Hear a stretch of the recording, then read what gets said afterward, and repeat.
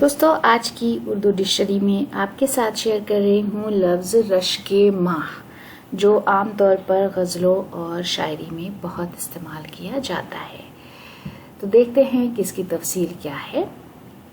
रश्क माह का मतलब है ऐसा खूबसूरत इंसान जिस पर चांद को भी रश्क आए, यानी चांद भी उससे जले।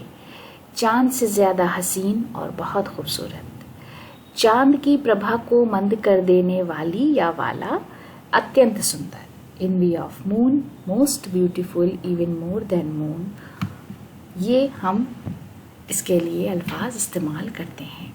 मिसाल के लिए, किसी रश्क माह को देखकर खुदा की कुदरत याद आ जाती है। यानी जब आप किसी ऐसे हसीन इंसान को देखें तो खुदा की कुदरत फौरन जहन में आती है। अशशुक लखनवी का शेर है, दिल जल के रह गया ज़क़ने रश्क माह पर, इस काफ़िले को प्यास ने मारा है चाह पर।